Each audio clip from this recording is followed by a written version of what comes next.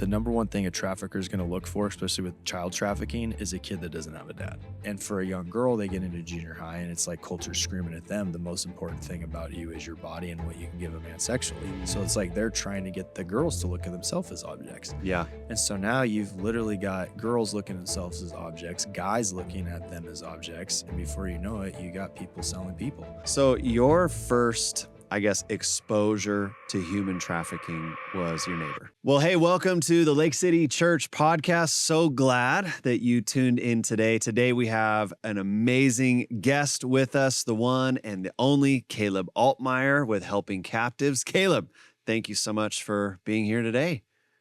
I'm happy to be here. Dude, we're putting you through the ringer today because we literally just got done with one of our Sunday morning gatherings. Yeah. No lunch in you right now. 2 services, fasted. Filled with the Holy Spirit. You're rolling into this, just fasted up. And so I like that. No, appreciate you being willing to not just take the time to share with the church this morning, but also to share here in this space and to share a little bit more about what Helping Captives is doing and about your story. And so talk to us a little bit. Who are you? What's the organization that you run? Yeah, so I'm Caleb Altmeyer, and the organization I run is called Helping Captives, which is an anti-trafficking organization that focuses on providing safety and freedom specifically for victims that come out of human trafficking. And that is a problem that's close to home, right? So I hear human trafficking, and I think like far off distant lands. I think, trucks and trailers and borders and all these different things. What does that look like in reality? Yeah, so you're not alone. I definitely thought that too. So the first time I heard the term human trafficking, I think it was at a church event. Somebody had come in and was talking about labor trafficking with kids in Africa. And then you watch the movie Taken. Right. And then even the new movie Sound of Freedom, like your brain can immediately think like, oh, that happens overseas or it happens on the border. And there's shipping containers and children involved in every human trafficking case. Yeah. The reality is that human trafficking is the use of force, fraud, or coercion to make somebody perform a commercial sex act. So you can be trafficked in your own community by your own family. Wow. Right. And that's most of what we see. About 60% of cases happen through like a Romeo pimp situation, which is somebody lets them, feel like they trick them, manipulate them into thinking that they love and care for them, only to really just get them addicted to drugs and sell them online. Wow. And that's not something that is involved. Like, I think it's like 2 to 5% in our kidnapping cases. Wow. So this is someone that someone knows, that they're familiar with. Wow. And it's happening right here. I mean, we're in Coeur d'Alene, but it's happening right here in this Coeur d'Alene, Spokane area. Yeah. And it happens. A lot of it now is online.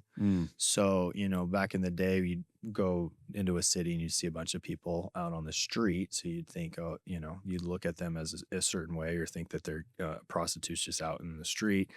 And the reality is most of them are being prostituted out.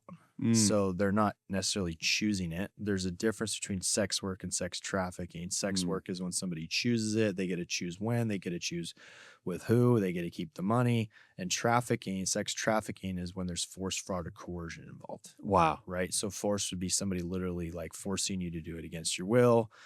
Coercion be somebody threatening you. Like if you go to the strip club, you got to bring home X amount of dollars. You don't get to see your kid. Like now you just turn somebody into your sex slave. Wow. And then obviously fraud, which is, manipulator telling them one thing, trying to get them to, you're going to be a model, you're going to do all this stuff. And then you're really just frauding them, tricking them into a life of sex work. Wow. So that's really what it looks like. And so when you look through that lens, you start realizing, hey, you got some kid or some young lady that's on the street, and within X amount of hours, she's going to be approached for safety to be on the street. And in order to be safe, she's going to need to sell herself. Wow. Right. So it's a lot different than what we just see in the movies. And that was kind of the biggest thing for me as I got into it, just even learning, what it is and what it's not. Well, Helping Captives is, doing just an incredible work. I'm so grateful that Lake City can just be in partnership with you guys, and you are an extension of disciple making in a really difficult place, in our society. And so what does Helping Captives do just on a very practical level? You know, a Yeah. woman or an individual who is caught in human trafficking, how does helping captives come alongside them? So we do three things. So we do prevention, intervention, and recovery Mm. services. So prevention is a lot of what we do because we found that it's easier to help a young person not get trafficked than it is to try and help somebody after they've been raped and abused 5 to 10 times a day. Wow. And so a lot of prevention and education is what we do. Just doing classes, teaching people what trafficking is, what signs to look for, how to keep your kids safe online. Mm. And then we move over to like the intervention and recovery piece. And so right now what we focus on is the emergency stabilization care side of it. When we started as an organization, we got into the work just through a family friend that had told us her story, and she had been trafficked. And she was actually my neighbor and the first girl I had a crush on. Wow. And so I remember specifically, my mom's a quadriplegic. And so I would have to sit on her lap all the time when we'd like cruise around town or whatever. You'd sit on her lap. She's in a wheelchair. And I remember she would come over and I'd brush her hair. And I remember it's the first girl I'd like sit behind. And I just remember how her hair smelled so amazing, right? Because usually I'm behind my dad trying to get him in a headlock and he doesn't smell so Right, right. so I'm remembering, wow, she smelled really good. And I remember like that was how I remembered her. Well, down the road later on, she comes and tells us her story when she's in her 30s. And she tells us the reason she was coming over to the house all the time was because it was the only safe place she knew. Man. And that her parents were selling her the whole time. Oh my goodness. So that really impacted our family. I go talk to my staff at the time. I'm running a youth center, and one of my staff starts crying, and she has a very similar story. And her dad worked at a prison and would sell her to his prison guard buddies. And so she then tells me the reason why every time my father comes to the office to see me, she goes into the back room is because my dad rides a Harley and boxes, and it kind of reminds her of the guys that would work at a prison. Wow. So now I've got this lady who's terrified of my hero. Yeah. You know, yeah. And I love my dad to death. And right. he's tough and he's a man's man, but he's also like really awesome and safe. And she's scared of him. And she finally realizes after a month that she wants to get a hug from him. And it takes her, I'm not exaggerating, like 10 to 15 minutes to walk 10 to 15 feet. Wow. She's trembling, bro. She's crying. She's terrified to just come get a hug from this guy because of the amount of abuse that she got from guys that were his age and looked kind of like him. Wow. And I remember him just finally giving her a hug and she's just breaking down crying. So now I'm like, we got to do something about this. And we went and opened up a safe house thinking we'd help 2 or 3 women, help 21 women go through our house in 9 months, but we had no idea what we were doing. Yeah. And that was the biggest thing we realized is like, okay, this is way different than what we thought. Totally. We need trained staff. We need counselors. We need case management. Yeah. We need staff that are able to rotate. And so we started traveling and meeting and asking other organizations what they were doing. And the big need that we saw in 2016, 17, was there was no long-term care. So these women were getting rescued or they were getting out of the life. A lot of them get out themselves. They're really good at surviving. And we would respond to them and get them into the home, but there was no place to get them into. Like everything was so focused on the rescue. Yeah, right. But there was no place to send them afterward. So we started getting into long-term care. And we did that for a few years. The issue we started realizing is there was no like middleman, so to speak, of some helping them directly when they come out of the life to have emergency care and stabilization. And so that's what we do. That's what we really specialize now is we do the emergency stabilization piece. Wow. And so somebody will fly into our organization, our program, or we get them locally and we help them detox. We help them get clean. We help them find a new life. We help them get stable. And then we help them get into the long-term care programs. And the reason we're able to do that is because we did long-term care for so long. We're connected with all these long-term care organizations. But a lot of those long-term care organizations were having a hard time because a lot of these ladies they're not ready to go from the street into a long-term care facility. Oh, sure. Yeah. Right. And so you might have somebody that's been out of the life for 6 months clean. They're doing good. And then all of a sudden you bring somebody in that's high on meth. Well, it just triggers the entire house. Oh, yeah. So now we've been able to eliminate that by having our own facility and safe house that really focuses on emergency and stabilization care. Wow. And then we move them into long-term care. Holy smokes. That's So quite an operation, man. that's what we do. Wow. And that's what we're really specializing in. Yeah. And we're expanding that to, and then also going to start offering outpatient. And then because we've done long-term care in the past, then our third step is we'll reopen a long-term care facility. And the reason is there are some times where somebody comes into our facility, they get clean, they get help, they feel safe. And then as we get ready to fly them to another facility, that fear kind of spikes again. Yeah. Because now they have to meet a whole new group of people. Wow. And so we'd love to eliminate that and just have them move into our own program. But for the time being, what's needed in the anti-trafficking space is the emergency stabilization piece. And so we do that for a lot of organizations right now. Wow. Wow. I want to go back to something that you mentioned about some of the prevention that you do. And you talked about how you can equip individuals to just keep their kids safe online. Yeah. That's a huge piece now. That's its own hour-long training. Oh my goodness. Give us the cliff notes on, parents who are listening to this episode right now or watching this episode, and they've got kiddos and they're trying to navigate the tension of like, man, when do I give them a phone and how? Get and smart and get a dumb phone. Yeah. Yeah, that's so good. Yeah. So that's step one. Just get a dumb phone. Yeah. I like that. What do you tell parents to just help them keep their kids safe? Yeah. So one, we've got to be able to talk to our kids about this. For some reason, especially in the church, it's like we don't want to talk about sex. Yeah. True. And the reality is that, okay, you might not be talking to your kids about it, but culture is. Yep. Your school, the kids are at school, and so you got to be able to talk to them. And you got to talk to them about boundaries. You got to, even as a young age, like our kids are 2 and 6. Like Sarah has age appropriate conversations. Yeah. But we don't keep secrets, right? If somebody comes and talks to you and tells you to keep a secret from mom and dad, we don't keep secrets. We just don't watch certain movies in our house. Yeah. There's also just those conversations are the number one thing. You have to have a conversation. The second thing is the number one thing a trafficker is going to look for, especially with child trafficking, is a kid that doesn't have a dad. Right? So if you're a father, you need to be in your daughter's life and you need to be dating her and you need to be showing her what her value is. And so some guy can't come along and give her attention. Right. Because that's all this, they all do the same thing. Yeah. Grooming is all the same thing. They try to build trust, then they try and isolate them from you, and then they start desensitizing them. So if you have a trusted relationship with your kid and you know who they're talking to, that's the biggest thing. So to keep them safe online, the number one thing is you need to know who they're talking to. Yeah. There's apps like the Bark app. Yep.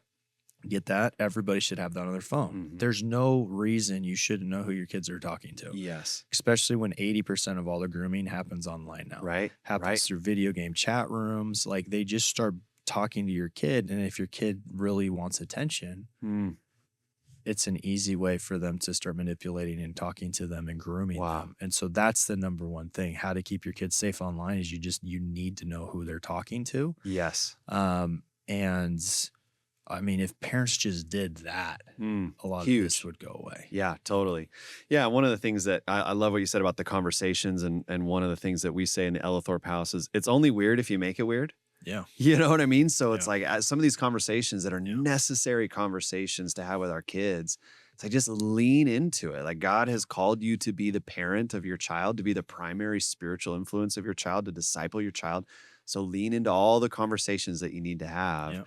And man, what a great encouragement to the dads too. That's the biggest thing too is you're their parent, you're not their best friend. Yes. The goal of parenting is to raise kids that you one day will want to be friends with. Yeah, right. Like one day you want your kid to be your best friend. I want to be able to hang out with my kid. Yes. So I need to raise him in a way he'll be somebody I'll actually want to spend time with. Yes. And so many parents want to be their kids' best friends.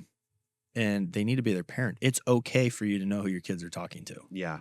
It's fine. It's appropriate. It should happen. Absolutely. Right? And then on the flip side, the more I do this, man, I don't see a reason that a kid should have a smartphone or have access to all the apps and all the. There's really just no reason for it. Yeah, absolutely. Until they're an adult. It just doesn't make sense. All the cultural pressure that they get, like constantly, it just doesn't make sense. If your kid needs a phone for you to get a hold of them, then get a dumb phone with a Yeah. tracking device on it. Yeah, or something totally. like that. Totally. I just think that social media is a great tool Mm. that we can use, just like what we're doing today. Yep. It's a tool. It's just like money. Money's a tool. You can use it for good. You can use it for Yep. bad. You can go, buy, open up a strain of strip clubs. You can go open up a strain of churches. Like, Yep. you can do a lot with money, but social media is the same thing. It can be a great tool to educate and learn, but it also can be something that can be super detrimental. And I just feel like, especially when you get into junior high, Mm. high school, every one of us just wants to fit in. Yeah.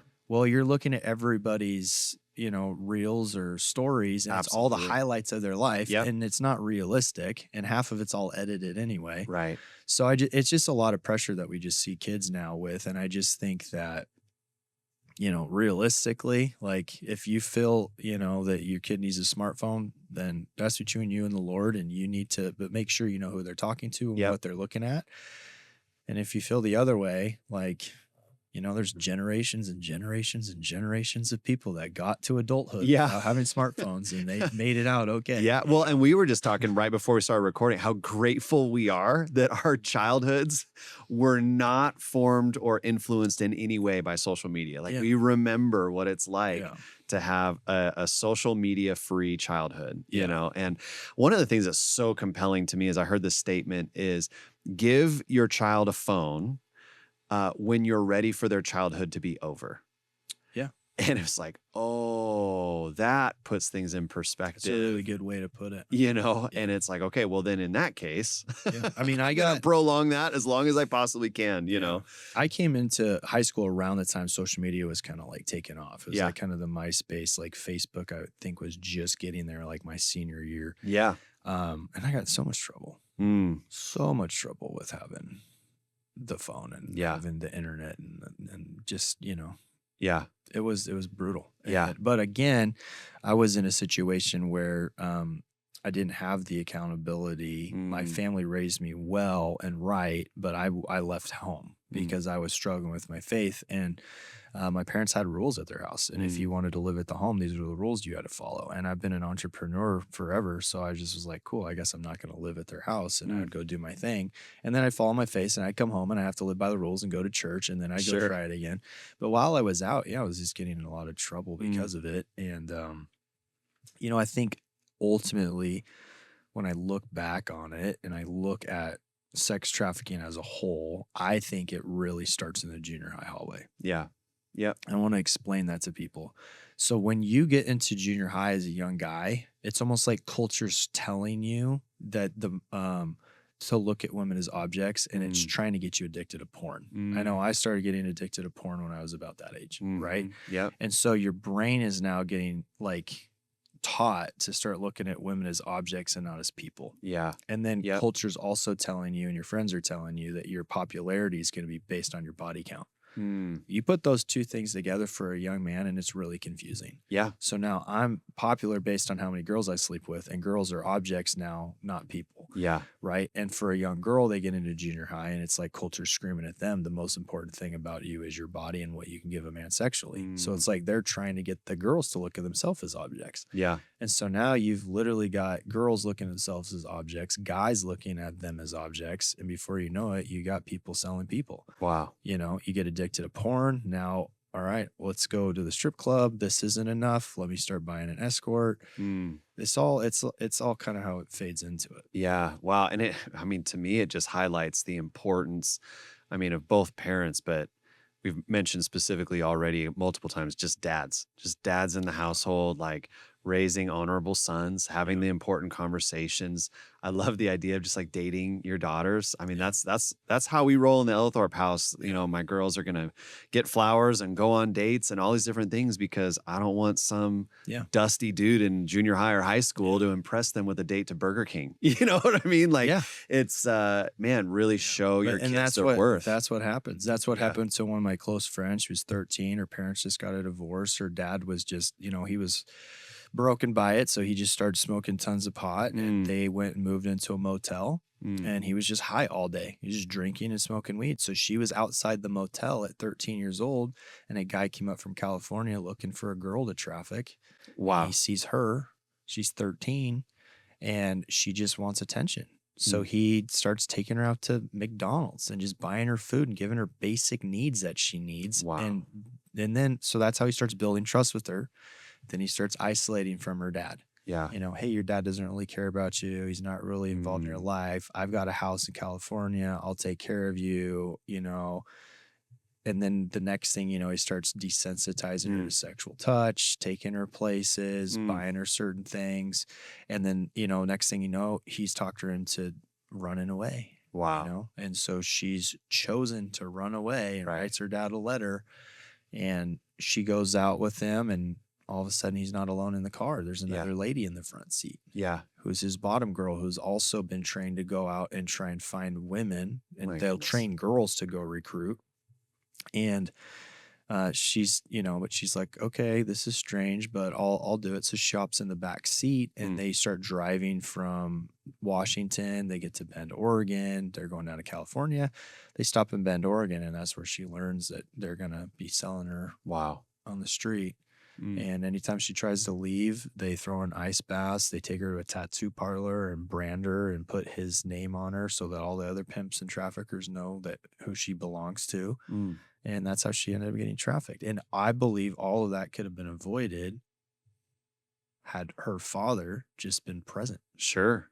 And knew what was going on and, Yeah. and knew who she was talking to. Yeah. Her whole life could have been different. So what I'm hearing is, I mean, just in the prevention aspect of it, it's so important to just encourage parents, like use godly wisdom and discernment as to what tools you're allowing your kids to utilize, like phones and tablets, laptops, all those different things.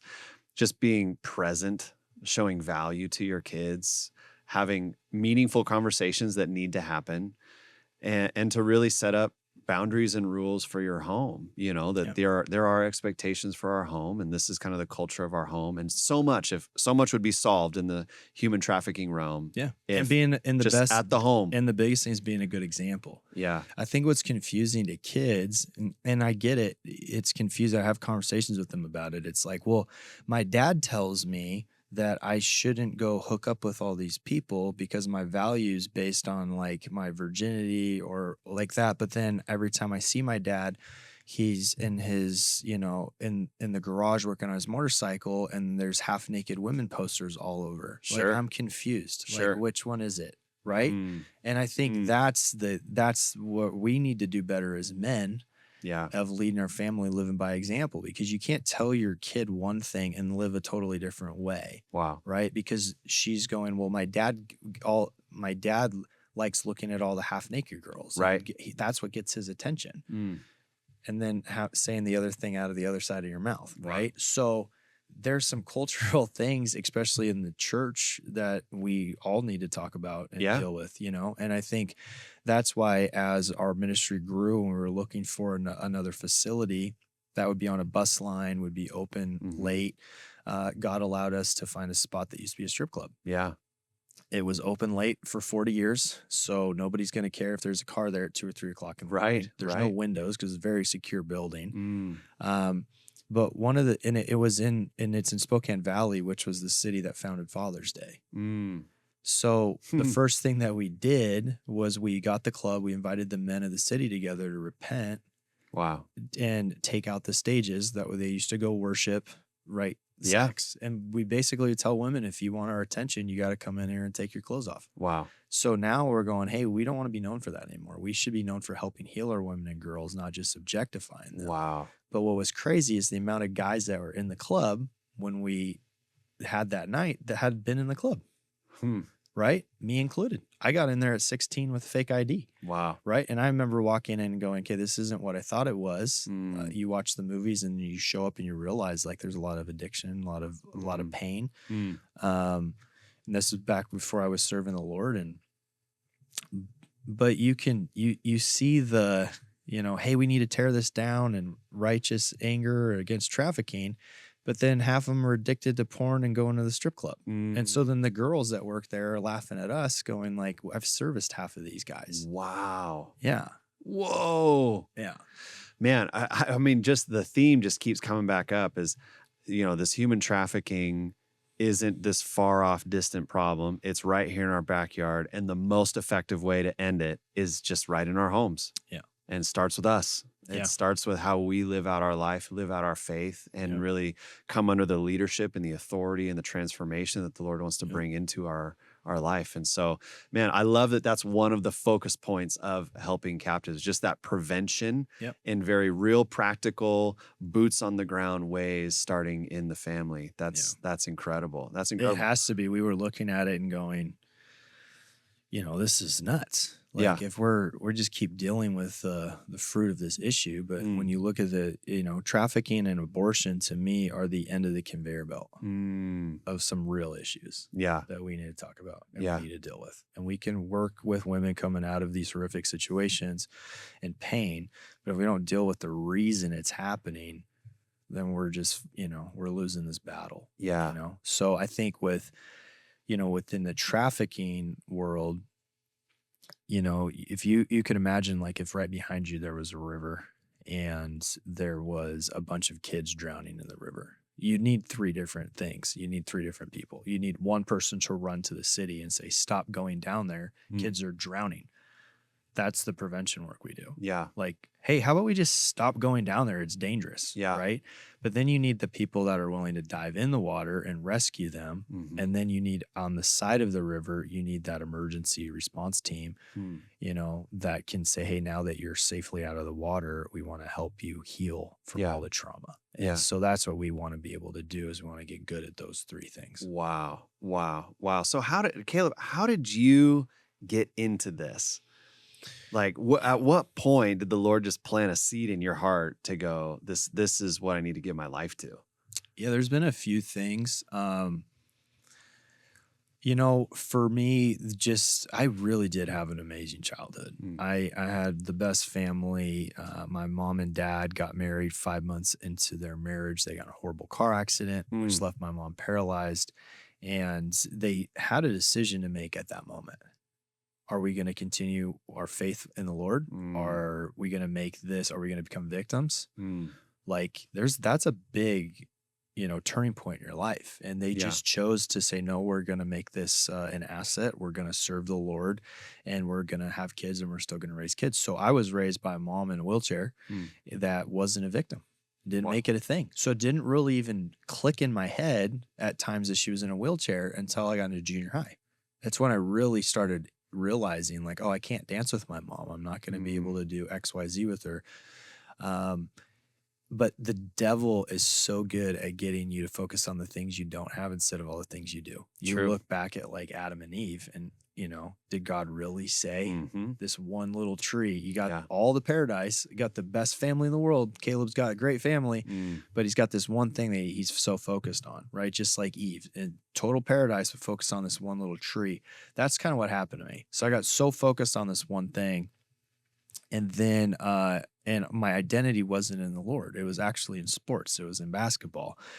And that's all I wanted to do was play varsity basketball. And in my 8th grade year, my school split. Oh. Yeah. I just wanted to play basketball. That's it. Yeah. And then the school split. Wow. Right as I'm going into high school. And so that high school year, that summer, now I'm going from a Christian school that I grew up my whole life, and now I'm going to have to go to a public school, and I don't know anybody. And because of that, I missed the summer ball tryouts because I didn't know when they were. And so now I'm going to I think I showed up like the last day I heard about it. Didn't make the team because I wasn't there. Yeah. It's like a 5-day tryout. And now I'm going to this new school and I don't have an identity in God. And I'm lost and I want to be popular and I want to fit in. And so, the only people I might know would be some people that played basketball with an AAU, and now I can't even play with them. Yeah. So I just got caught up, man, and met some girls, decided I'd go try and like run cross country or something. Hated that. I was like, this isn't for me. The fact that you did an Ironman is amazing to me. Cause I'm like, the Lord would have to like audibly speak to me. Come on, man. Let's do it. You're going to go run that much. So we'll see. But go into cross country. But the one thing that was there's a lot of girls that did cross country. Mm-hmm. And so I'm a freshman, and now I'm hanging out with these girls, and there was some senior girls that would invite me to their parties. And so I'm getting kind of caught up in that. And school starts, and I go to the lunchroom, and I'm terrified, like most kids are going to the lunchroom. You want to fit in, and I don't know anybody. They invite me over to the table, and all the guys that they were sitting with were all the fighters and the pot smokers. And they invited me into their group. And so now all of a sudden, I just kind of slowly, that kind of became my identity and my group. And that, as they started graduating, I just wanted to go hang out with them. Yeah. And I'm very outgoing and an entrepreneur and all these things.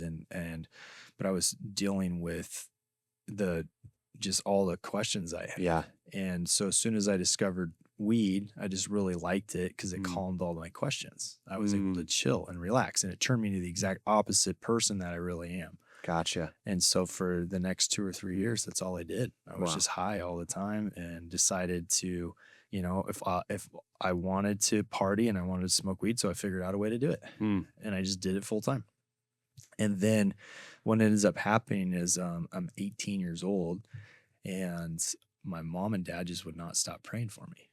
Right. Come on. And I guys. kept telling you, like, there was times I would go fall on my face, and I'd come back to my parents' house for a couple weeks. And, my parents get flack for that a little bit, but I was so intense of a personality, and I have a sibling. Like, there's a lot of home life that they're needing to keep peaceful. Yeah. And I'm just ruining that. And what are you going to do if your kid is just literally like, well, I'm not going to listen to you, So all they could do is pray. Yeah. So they got a strategy of prayer and started declaring these scriptures over me. Wow. My mom very specifically had put Bible verses over her television and would just declare these scriptures over me when she wanted to watch TV. Wow. She'd just make it her prayer time.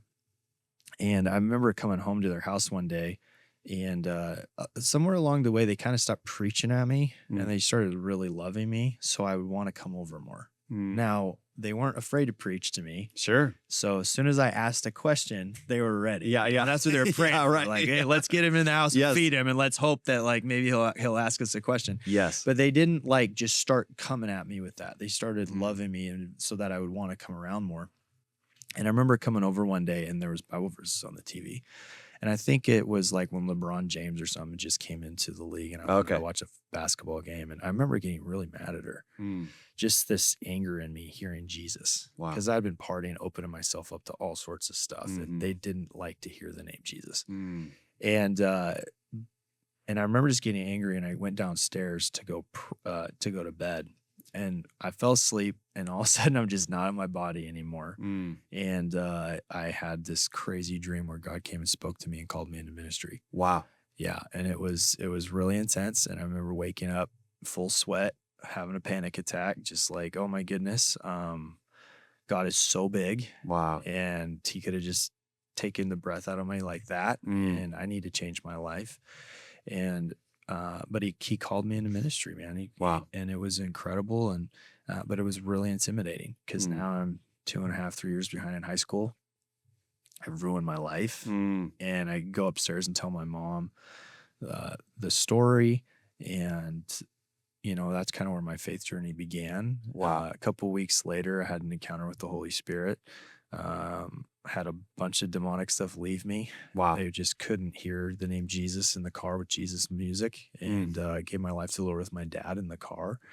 And that's when I just started going hard after the Lord. Met a youth pastor at a small church called Victory Faith. And there was only 2 or 3 guys in his youth ministry. And I wanted to go there because a lot of people knew my family name. And I'd burned a lot of bridges, especially at Valley Assembly of God. Yeah. And so I was like, I need to go somewhere else. Yeah. And so Trevor, and those guys are awesome. I love them so much. But Trevor was a new youth pastor at Victory Faith. Wow. And he took me in like his little brother. And now he's the head pastor of Victory Faith. And so that just kind of started my journey with my walk with the Lord, graduate high school. And then because of the dream, and probably because just how I grew up and more being bent toward an evangelist, I don't necessarily, through my lens, I don't necessarily, you were talking in service about like the church has got a lot of different names for it. Right. And sometimes a pastor will see the church as sheep and that they need a shepherd. That's how my dad thinks. Yeah. And when God called him into ministry, that was the verse he used when he said, was talking to Peter and said, go feed my sheep. Right. That's how my dad got called into ministry. The dream I had was an army. Wow. So my lens of how I look at the church is just a little different. Wow. So I look at the church as an army that needs to get out of the walls and go take them. Be mobilized. Right? Yes. So that's how I view it. And so I think when you get called into ministry, you think you want to be youth pastor, going the traditional route, but that wasn't how what God called me to. So good. Right? Yeah. And Trevor was wise enough that he knew that. And so I actually started a nonprofit at 22. Wow. And the whole idea was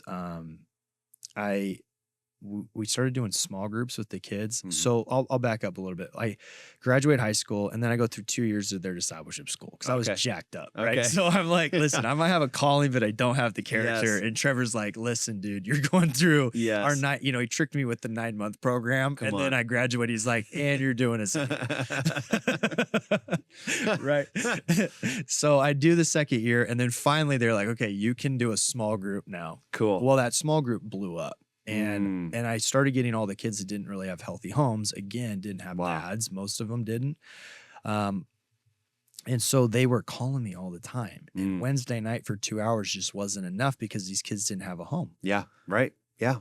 And it's like 90% of all the juvenile crime happens between 3 and 6 at a house after school. There's no parent. Wow. Right. Wow. And it's fine if you have a healthy home. And you want to have date night on Wednesday night, so you're dropping your kids off at the church, going on a date, picking them up from youth group. That's great. But if you're a single mom and you have to get home at 7 or 8 at night, your kids are getting home after school and they're just getting in trouble. Yeah. And so I started a kind of a youth center, but it was through like houses and it was through like a duplex. So we turned one half into a place where the young adults would live and then the other half into where the kids would come over every day. Wow. And it worked really well and it really grew our youth ministry because now we're with the kids every day after school. Right. And their friends that they're too embarrassed to invite to church, they're not inviting them to church, they're inviting them to the house. Yeah. Hey, just come over to the house. We play video games. We feed them every day. And it was like our youth center.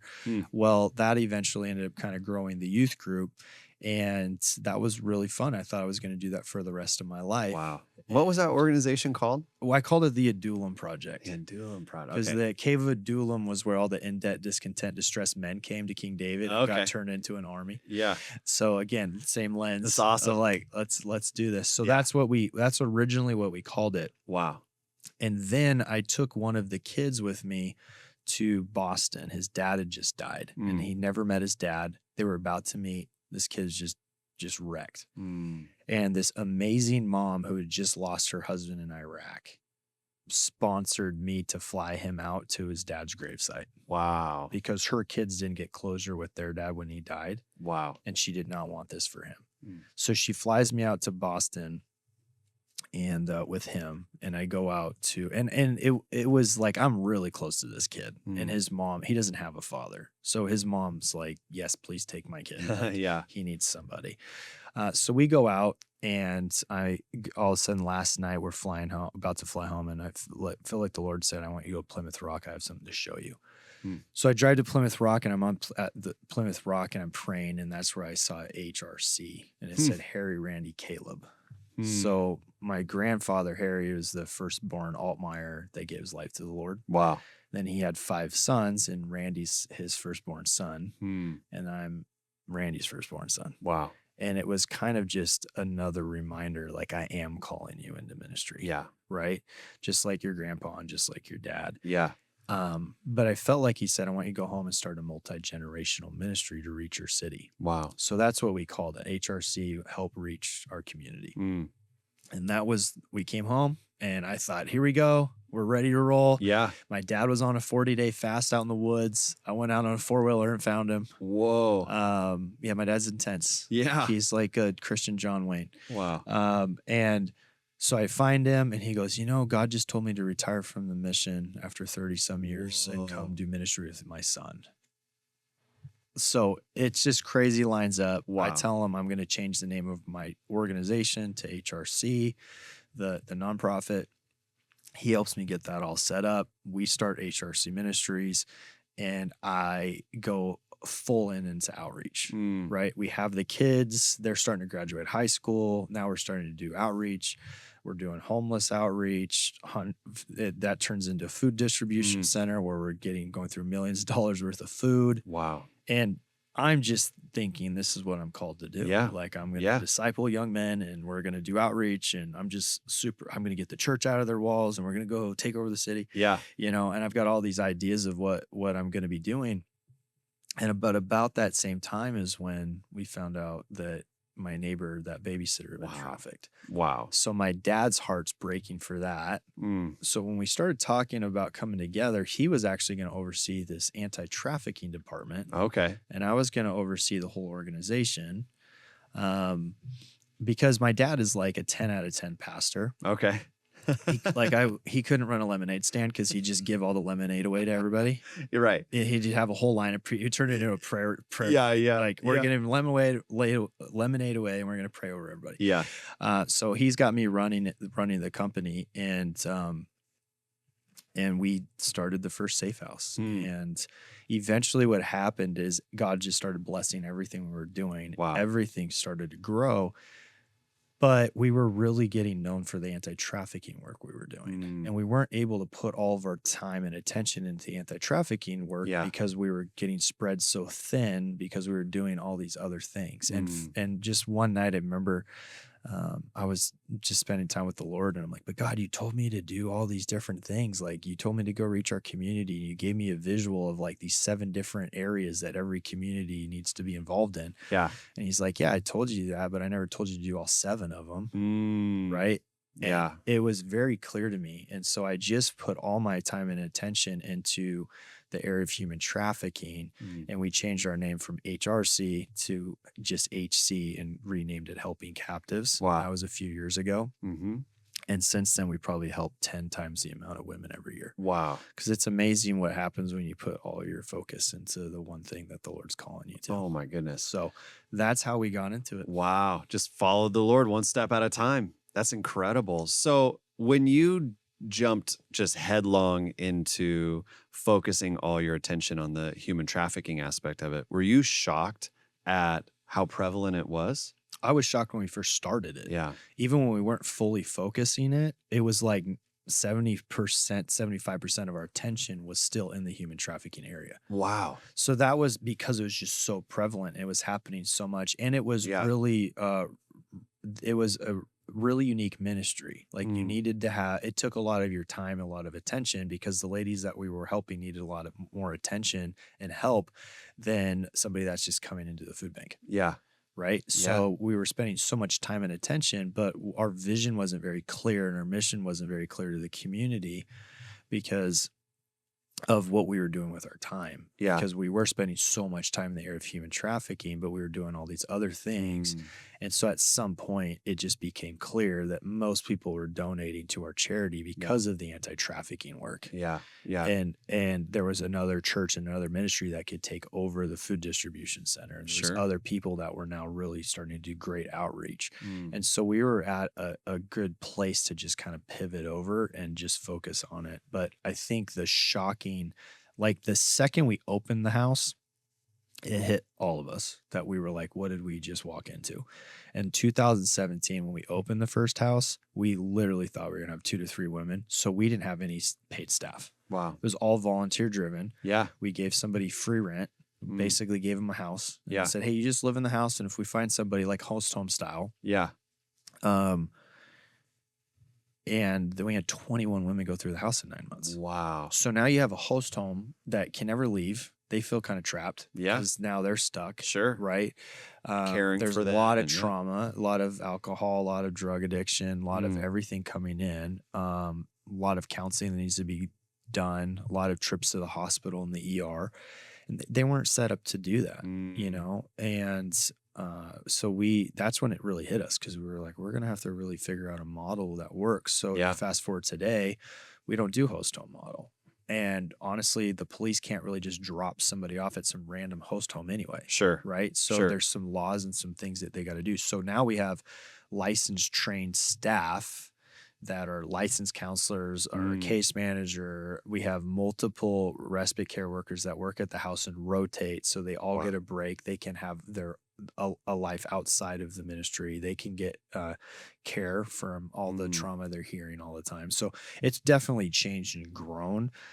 But when we jumped into it, man, there was really no models that we could really learn from. Wow. I think we met with like 7 agencies, Mm. and 6 of them, we were going there to learn from them, and we ended up praying for them. And we're both like, they're like, Yeah. I don't know what we're doing either. Yeah. You're like, oh, dear Yeah. Lord. So we Wow. finally found one organization that really taught us and had figured it out through years and years Wow. of struggle, what was working. And Mm. thank God for them, because it really helped us get a foot up. Yeah. And that's kind of where we started. Yeah. Wow. You That's know. incredible. Just follow the Lord and he just opened the right doors. Yeah. Yeah, he's in it. And I think that's the other thing is like, you're just graced to do it. Yes. When you're called to it, there's just grace to be able to do it. It's Mm. just how it's just who we are, Mm. you know? Like if I had to do your job, it wouldn't be good. Like, you know, cause I'd be looking at the church as an army all the time. Sure. Like, stop complaining, figure it out. Go, you know, get out of the church, go, you know, go do something. Yeah. And so you need the fivefold ministry. Yes. You know, Absolutely. you need the gifts, and we got to figure out how to work together. Yeah. So I just think that we've just been graced to do it because this is just what we're called to do. Yes. Yeah. Well, and I love the idea of calling. I don't know if you've heard this or not in your kind of sphere, but I hear kind of that idea kind of just getting like drugged through the mud. Like, oh, I hate the idea of calling. Or if you ask someone like, do you feel called to do it? Like, oh, why would you ask me that question? But the idea of calling really is just follow the Lord in obedience to what he is leading you to do. Mm-hmm. And come to discover that you are graced to do it. As you follow him in obedience, you discover it's like, man, this is like what I was created to do. Yeah. You know? Yeah. And so it's just so neat to see as you just followed the Lord just one step at a time, and he opened the right doors in a realm that you had no idea what you were doing, but he just opened the right opportunities. And I think the reason we've been successful is because I didn't have a college degree. I didn't have anything to fall back on. Right? Because of the path that I chose to go on. This wasn't the Lord's choice for me. This is what I chose. He just had grace and mercy for me. Yeah. It gave me a whole new identity when I didn't deserve it. Wow. But because of the choices I made, I didn't have anything to fall back on. All I had was the ability to hear God. Wow. Right? And so all I knew was I just needed to spend time with the Lord and hear what he's telling me to do, and then be crazy enough to obey it. Yeah. And if I'm crazy enough to obey it, I'll be all right. Yeah. And when I look at the Bible, that's what everybody that we read, that we look up to, that's all they had in common. Sure. Like, Sure. all of them had different backgrounds, different callings, different, you know, one was a builder, one was a king. Everyone had different backgrounds. But one of the things that all the ones that we look up to had in common, they all knew how to hear God, and they all would obey him.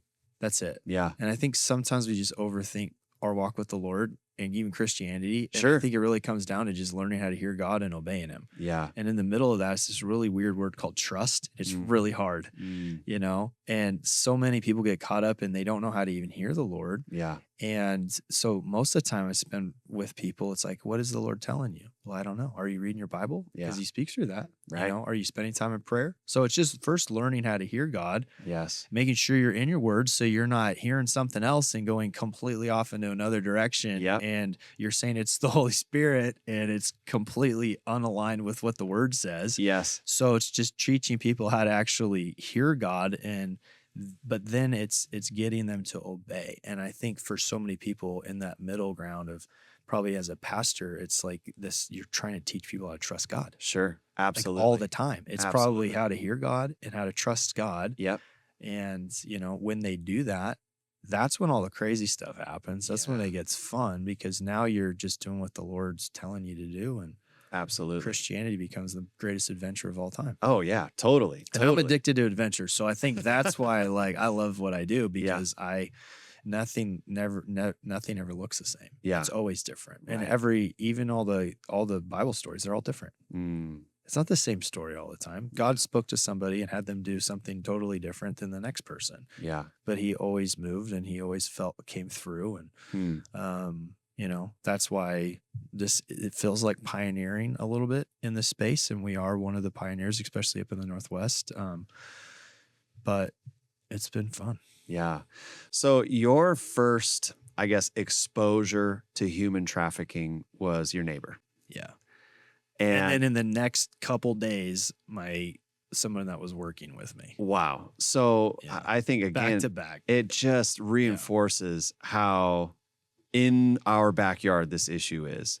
Yeah. What would you say to individuals, that what should people be looking for? You know what I mean? Is there something that, like we like to say, like if your spidey senses are tingling, there's probably a reason, like trust your gut.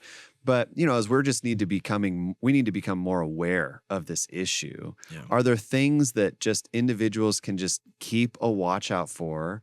And then what do you do with that information once you see something or know something? Yeah, I'll give you a couple. There's a lot. And so I would encourage you guys to go on our website and go through the whole class on grooming and training. Okay. Because we go through a lot of them. But some of the ones that you're going to look for, they're going to seem like something's just going to be off. Right. So you might see a younger girl with an older guy and something just doesn't feel right.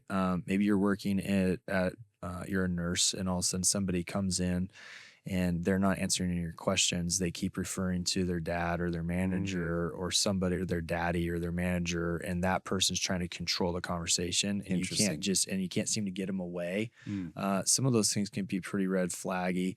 If you're all of a sudden your granddaughter or something is just had really good grades and now she doesn't have good grades at all.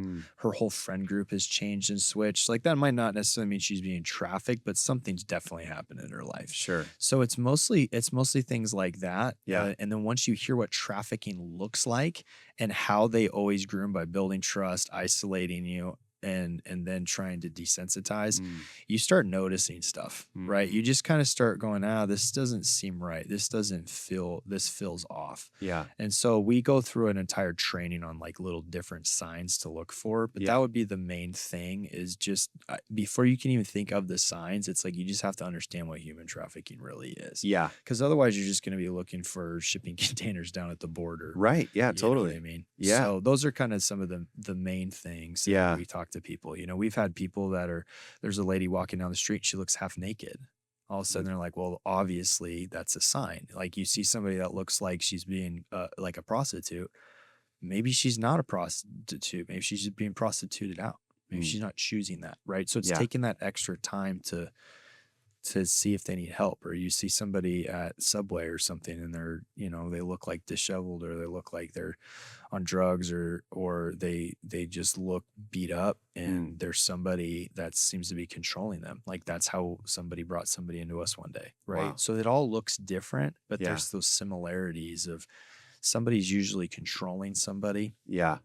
And there's usually some form of addiction, and there's some form of scantily clothing. Sure. Yeah. So get educated. Yeah. Be observant. If it feels weird, it probably is. Yeah. That kind of vibe. And then what do you do with that information after that?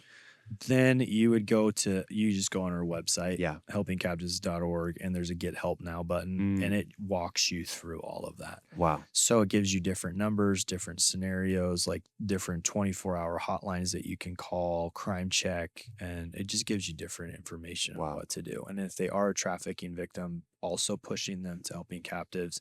A lot of them are in situations where they can't just get their stuff and get out. Right. They have kids. They have a lot of different things that they need to figure out, but they need to know they have a place to go. And so just pushing them to the website is very helpful. Yeah. We have little things like quick exit buttons and things like that. So if they're in their room and they're trying to look us up, they can click the exit and takes them to Google. Wow. So somebody comes in, no one would know that they're looking us up. Yeah. Wow. That's fantastic. Yeah. Those are little details that I would never even consider. We have we've got different things like chapsticks and things like that have our hotline number on the barcode. Yeah. There's different things that we have. Yeah. Yeah. So individuals who are listening to this, Caleb, how can they best support Helping Captives?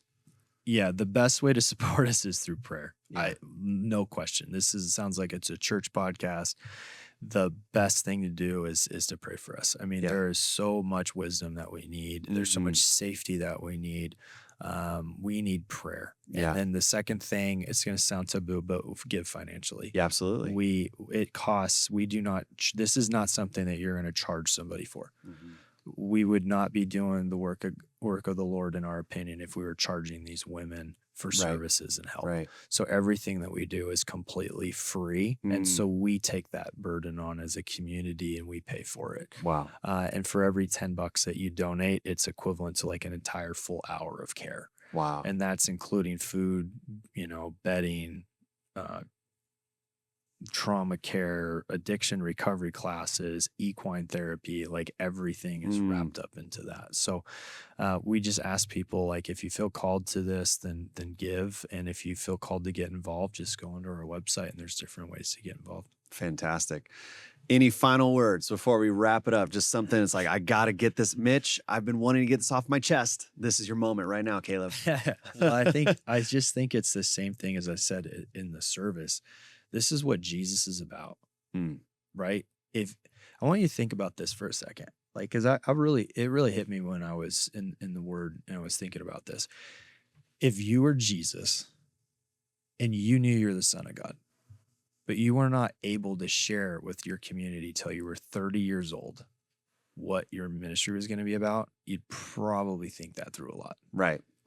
There might be signs. Like if you're like me, there would be signs that I was the Son of God. Like I'd probably walk on water. Yeah. I would, You'd flex a little bit. I on would that. flex, Yeah. like I'd never lose at hide and seek. Yeah. There would be signs, right? My Yes. brother, like I would, as he's drinking something, I might turn that into pickle juice or something, like just to get him. So there would be signs. But for the Lord, it's like, here, it's his time. He goes and he gets baptized. He goes and he immediately goes out and he gets tested. Then he goes and grabs his disciples. And the first place he goes is Nazareth. He's going home. This is where he grew up. This is the city that he's friends with everybody. So he walks into the synagogue and it's his moment. He's going to tell everybody what his ministry is about. And he could say anything. And what does he choose to say?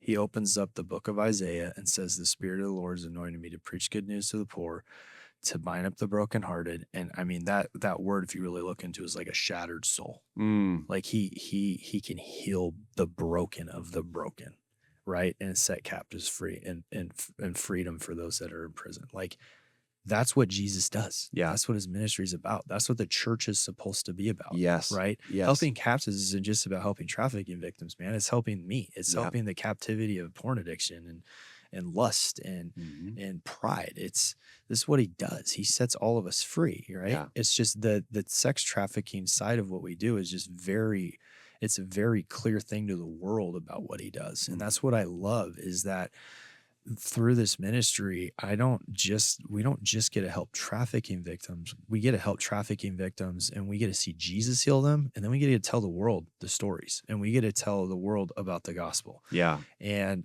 trafficking to us at our ministry feels like the tip of the spear for us to really share who Jesus is. Wow. And that's really why we exist. Wow, that's amazing. Well, it is an absolute honor to be able to partner with you, partner with Helping Captives as a church. I'm so grateful that you were willing to give some of your time today to have this conversation. Yeah. And I want to thank all of you for tuning in today. And if this is an episode that was really encouraging, equipping to you, encourage you to subscribe to the channel, share this wherever you listen to podcasts, spread the word about the good work that Helping Captives is doing. And we'll see you next time on the Lake City Church Podcast.